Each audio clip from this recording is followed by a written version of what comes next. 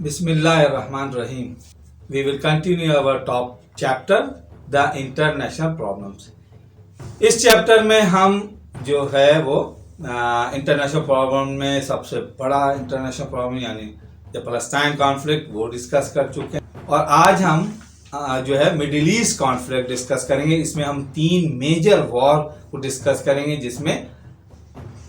Iraq Iran war 1980, the Gulf War 1990 and the War of Iraq 2003। ये 3 war discuss करेंगे और basically इन 3 Wars ने पूरी इस वक्त दुनिया का जो है एक पीस को एक डिस्टर्ब कर रखा है। ऑल्दो इट मे बी और बिल्कुल ये एक इंटरनेशनल कॉन्स्पिरेसी है और वेस्टर्न पावर का एक पूरा गेम है जो एक मुस्लिम वर्ल्ड पे इम्पोज कर दिया गया है और वक्तन फवक्तन इस पूरे गेम को जो है वर्ल्ड ऑर्डर के नाम से दिया गया है। कभी इसको आर्मेगेडोन के नाम से या नाम दिया जाता है या जो भी है, लेकिन इस तमाम जो कॉन्फ्लिक्ट है या प्रॉब्लम है इसमें मुसलमान ही का बहुत ज़बरदस्त जो है वो फाइनेंशियली और जो है वो मिलिट्री और इकोनॉमिकली बहुत ज़बरदस्त जो है वो नुकसान हुआ और स्टिल हो रहा है। इस चैप्टर के हमने प्रीवियस चैप्टर पढ़ा था जहां यूनाइटेड नेशन वाले चैप्टर में आपने उस मैप में देखा होगा कि जितनी भी प्रॉब्लम्स हैं या पीस कीपिंग फोर्सेज जो यूनाइटेड नेशन डिप्लॉय कर रहा है उसमें मोस्ट ऑफ द एरियाज जो हैं वो मुस्लिम एरिया है। और कुछ एरियाज जो है सेंट्रल अफ्रीका के हैं, बट मोस्ट ऑफ द जो प्रॉब्लमेटिक एरियाज हैं वो मुस्लिम कंट्रीज हैं। इट मीन्स और बाकी पूरी दुनिया इजी आराम से बगैर किसी प्रॉब्लम के अपने जो है वो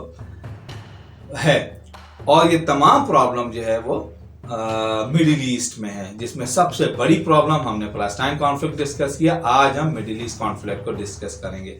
इसमें ईरान इराक वॉर 1980 में शुरू हुई। अच्छा, मिडिल ईस्ट में जो है वो ईरान, इराक, सऊदी अरब, कुवैत, बहरीन, कतर, ये तमाम जो है वो कंट्रीज शामिल हैं और ऑलमोस्ट एक बहुत बड़ा एक डेजर्ट एरिया है जो फर्स्ट वर्ल्ड वॉर तक एक बैरन और डेजर्ट एरिया था। But after the second world war ये तमाम जो कंट्रीज हैं इनमें बहुत ज़्यादा डेवलप हुई और ऑयल डिस्कवर होने के बाद ये बहुत ही richest countries in the world हो गए। अब और इन तमाम जो कंट्रीज हैं बहुत ज़्यादा डेवलपमेंट शुरू हुई और ये तमाम जो मिडिल ईस्ट के कंट्रीज हैं almost half of the world oil production के जो है वो अक्वायर करते हैं, यानी बहुत बड़ा एक शेयर जो है वो ऑयल प्रोडक्शन का ये गल्फ कंट्रीज जो है शेयर करते हैं। जैसा मैंने आपको बताया कि ये वर्ल्ड ये जो मिडिल ईस्ट कंट्रीज थे ये almost half of the world oil production कर रहे थे और जिसकी वजह से इनमें बहुत ज़्यादा और यही इन कंट्री की सक्सेस की जो है एक ख़ास वजह थी और बहुत ज़्यादा डेवलपमेंट की भी। But on the other hand ये जो ऑयल प्रोडक्शन थी और इतना बड़ा जो ऑयल शेयर था वर्ल्ड ऑयल प्रोडक्शन में, यही इनके लिए बहुत बड़ी एक प्रॉब्लम बन गया, क्योंकि जो डेवलप कंट्री थी ये उनका सॉफ्ट टारगेट थे कि इतनी बड़ी जो उनके लिए एनर्जी सोर्सेस का जो मेन सोर्स था ऑयल वो मिडिल ईस्ट में था, जिसकी वजह से वो किसी तरह भी इस पूरे रीजन पे अपना कंट्रोल हासिल करना चाहते थे और वो इस रीजन को बहुत ज़्यादा डेवलप भी होना नहीं चाहते थे। लिहाजा वो ऐसी गवर्नमेंट्स और ऐसी रिजीम ऐसे जो गवर्नमेंट को ऐसे कंट्रीज को अपने सपोर्ट में रखना चाहते थे जो कि इस मिडिल ईस्ट को जो है वो कंट्रोल में, ताकि जिसकी वजह से मिडिल ईस्ट में कंट्रोल हासिल कर सकें। बहरीन में ऑल्दो अमेरिकन फोर्सेस थी उसकी सपोर्ट के लिए, लेकिन वो एक बहुत बड़ा कोई सेटबैक नहीं कर सकते थे। लिहाजा ये एक इंसिडेंट ऐसा हुआ कि ईरान में जो शाह ईरान था उसको ओवरथ्रो कर दिया गया, उसकी जगह जो है इस्लामिक रेवोल्यूशन आ गया और शाह ईरान जो है वो ईरान से अपनी पूरी फैमिली के साथ एग्जाइल में चले गए। जब वहाँ पे अभी इस्टेब्लिश हो रही थी अपनी इस्लामिक रेवोल्यूशन, अपना रिट को इस्टेब्लिश करने में मसरूफ थी, तो एक डिस्प्यूटेड एरिया जिसको हम कहते हैं शत्तुल अरब, ईरान और इराक के दरमियान एक बहुत ही रिच फर्टाइल एरिया है, जहाँ पे दजला फरात यानी रिच फर्टाइल एरिया था। यानी दजला फरात का जो एरिया है, जो डेल्टा एरिया है, वो बहुत ही रिच इन एग्रीकल्चर के लिए था, और वो उसको क्लेम ईरान भी करता था और ईस्टर्न साइड ईरान क्लेम करता था, जबकि रिवर का या डेल्टा का वेस्टर्न साइड जो था इराक क्लेम करता था। But on the same time Iraq जो ईस्टर्न साइड थी, वो जो ज़्यादा फर्टाइल एरिया था, उस पर भी अपना क्लेम करता था। इराक की इस वक्त जो गवर्नमेंट थी वो सद्दाम हुसैन की थी, बास पार्टी की, और इराक सद्दाम हुसैन ने ये मौका जो इस वक्त ईरान में रेवोल्यूशन आ रहा था और अपनी रिट को इस्टेब्लिश करने में वो मसरूफ थे, तो सेम टाइम इस मौके का फ़ायदा उठा के सद्दाम हुसैन ने उस शत्तुल अरब जो रिवर एरिया था उसको क्रॉस करके ईरान पे कब्जा कर लिया। ईरान के उस पूरे एरिया पे कब्जा कर लिया, यानी शत्तुल अरब का जो ईस्टर्न साइड था। ये एक बहुत बड़ा सेटबैक था ईरान के लिए, और ईरान ने बहुत ही हार्श रिटेलिएशन किया, यानी उसको बहुत ही हार्श उसका रिप्लाई दिया, उसका जवाब दिया, और ये जंग जो कंटिन्यू ऑलमोस्ट 8 ईयर्स तक चलती रही, जो कि सेकेंड वर्ल्ड वॉर के बाद एक लंबी चलने वाली सबसे बड़ी जंग थी, क्योंकि सेकेंड वर्ल्ड वॉर भी 8 ईयर्स नहीं चली, बट ईरान इराक जंग जो है वो ऑलमोस्ट 8 ईयर्स तक चलती रही। बेइंतहा मुसलमानों का नुकसान हुआ, ऑलमोस्ट दोनों साइड्स पे हैवी कैजुअलिटीज होती रही, और फाइनेंशियली और जितनी भी ये दोनों स्टेट्स ऑयल की और वजह से जितने रिच और वेल्दी थे, उनकी तमाम ये जो वेल्थ थी ये अपनी इस जंग में जो है वो खर्च होती है, एक्सपेंस होते चले गए। इराक के पीछे जो सद्दाम गवर्नमेंट रिजीम के पीछे वेस्टर्न पावर थी, वो उसको सपोर्ट कर रहे थे, और पूरा जो अपना आर्म एंड एमुनेशन जो है वो सद्दाम हुसैन को जो है ना वो उसको सेल कर रहे थे, और जो जितनी दौलत उसने अर्न की थी ऑयल की सेल से, प्रोडक्शन से, ऑयल एक्सपोर्ट से, वो तमाम की तमाम वेस्टर्न पावर जो है इस जंग में उससे बेनिफिट ले रहे थे, अपना आर्म न्यू एमुनेशन उसको सेल कर रहे थे। ऑल्दो इराक का ऑलमोस्ट 40% जो है वो ऑयल रिजर्व है वर्ल्ड ऑयल प्रोडक्शन में, ये भी एक बहुत बड़ा रिजर्व था। लेकिन सद्दाम जो वेस्टर्न पावर्स की बातों में आए और ईरान के रेवोल्यूशन को स्टॉप करने के लिए कि फर्दर वो एक्सपेंड ना हो, क्योंकि रेवोल्यूशन में एक खास बात होती है कि वो एक्सपेंड होता है, लिहाजा जो इस्लामिक रेवोल्यूशन था ईरान का, उसके एक्सपेंशन को रोकने के लिए सद्दाम हुसैन को तैयार किया गया और उसको एक अननेसेसरी जंग में जो है इन्वॉल्व कर दिया गया। इस तरह दो जो मुस्लिम कंट्रीज थे वो एक जंग में इन्वॉल्व हो गए, हैवी कैजुअल्टीज हुई, तकरीबन लाखों लोग दोनों तरफ से हलाक हुए, जो वेपन्स और आर्टिलरी का बहुत ज़्यादा इस्तेमाल हुआ, इवन जो यानी इतने ज़्यादा सोल्जर और सोल्जर की डेथ हुई, कैजुअल्टीज हुई, कि जो सोल्जर यंग लड़के जो 25, 18 और 20 साल के थे, वो भी जो है ना फाइटर प्लेन उड़ाने पे मजबूर हुए, क्योंकि उनके पास जो सोल्जर्स की जो डेथ कैजुअल्टीज बहुत ज़्यादा थी। तकरीबन 1000 टैंक्स दोनों साइड से एट ए टाइम जो है वो फाइट में इंगेज थे, हैवी आर्टिलरी यूज हो रही थी। इवन शत्तुल अरब का जो मेन पोर्ट था इराक का, जहां से इराक अपनी पूरी ऑयल एक्सपोर्ट करता था, बड़े उसका टर्मिनल थे शत्तुल अरब में, वहां पे ईरान ने अटैक शुरू किया और तकरीबन ऑयल एक्सपोर्ट जो थी इराक की टोटली जो है स्टॉप हो गई। इवन थोड़ा बहुत वो नॉर्दर्न यानी एरिया से वो अपने कुर्द से जो उसकी पाइपलाइन थी वो ब्लैक सी की तरफ जाती थी, वहां से कुछ एक्सपोर्ट कर पा रहा था, बट साउदर्न जो पर्शियन गल्फ था वहां से ऑलमोस्ट इराक की जो एक्सपोर्ट थी, ऑयल एक्सपोर्ट, वो रुक चुकी थी। इराक बहुत ज़्यादा परेशान था और वो वेस्टर्न पावर मोरली जो है मिडिल ईस्ट या अरब कंट्रीज की मोरल सपोर्ट तो थी सद्दाम हुसैन के साथ, बट जो पूरी जो वॉर मशीनरी थी और एमुनेशन था, आर्म एमुनेशन और वेपन्स थे, वो वेस्टर्न पावर इराक को सप्लाई कर रहे थे। बट आफ्टर 8 ईयर्स जो था वो यूनाइटेड नेशन के थ्रू दोनों सीज फायर पे एग्री हुए, ज़्यादा सीज फायर की कोशिश रेवोल्यूशनरी जो ईरान के रेवोल्यूशनरी गवर्नमेंट थी यानी इमाम खमैनी ने सीज फायर का ऐलान किया और ये 8 ईयर एक लंबी अननेसेसरी यूजलेस वॉर जो ख़त्म हुई और बहुत ही एक बुरे यानी मुसलमानों के लिए एक बहुत ही बुरा ये वक्त था जब दोनों तरफ से बहुत ही हैवी कैजुअलिटीज हुई। इस तरह से ईरान इराक जंग 8 ईयर के बाद ख़त्म हुई और एक बहुत बड़ा कॉन्फ्लिक्ट जो क्रिएट हुआ था वो तकरीबन 1988 में एंड हुआ। Okay, now we will start our next topic, the Gulf War 1990। अभी 1998 में अभी 1988 में ईरान इराक जंग ख़त्म हुई थी और सिर्फ 2 इयर्स का जो रिलैक्सेशन पीरियड था। सद्दाम हुसैन को चाहिए था कि फर्दर किसी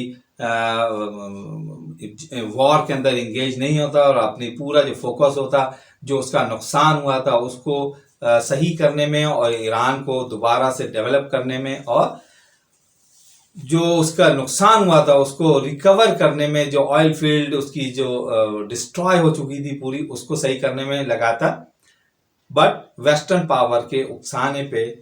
क्योंकि अभी पूरी तरह से इराक जो था वो जो वेस्टर्न उसके प्लान था उसके मुताबिक डिस्ट्रॉय नहीं हुआ था। और दो सीज फायर के बाद ईरान ने तो अपने तमाम दुनिया के झगड़ों से अपने आप को आइसोलेट कर लिया और पूरा फोकस अपने कंट्री पे कर लिया। But Saddam Hussain western power की बातों में आ गया एक दफा फिर और पूरा उसको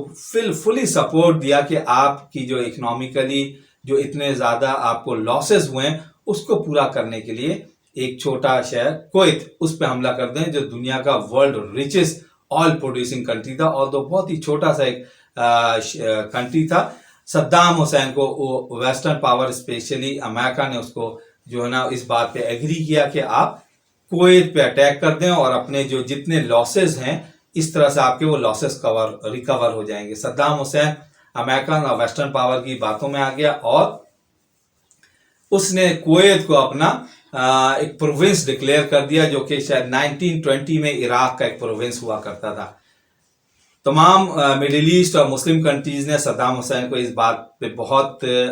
समझाने की कोशिश की कि this is not a right time, आप ये ऐसा ना करें, अभी अपने मुल्क पे जो इतनी ज़्यादा तबाही हो चुकी है उस पर जो है आप फोकस करें। But Saddam Hussain western power की बातों में आ गया और उसने कुवैत पे हमला कर दिया। जब कुवैत पे हमला कर दिया तो जो कि वेस्टर्न पावर का एक प्लान था वेस्ट का, उन्होंने सद्दाम हुसैन को कहा कि आपने ये तो गलत कर दिया और अब आपको विड्रॉ करना पड़ेगा। सद्दाम हुसैन बहुत ही सरप्राइज्ड हुआ वेस्ट की इस बात से और उसने ये समझा कि शायद दुनिया को दिखाने के लिए बात की जा रही है। उसने वेस्ट की बात मानने से इनकार कर दिया और अपने जो इन्वेजन थी उसको इंटैक्ट रखा और विड्रॉ नहीं किया। फिर यूनाइटेड नेशन के अंडर कंट्रोल में एक 28 कंट्रीज की जो है वो एक मिलिट्री शुरू हुई, मिलिट्री कैंपेन शुरू हुई और सद्दाम हुसैन पे बहुत ही हैवी जो है वो एयर स्ट्राइक और जो ग्राउंड स्ट्राइक और नेवी स्ट्राइक शुरू कर दी गई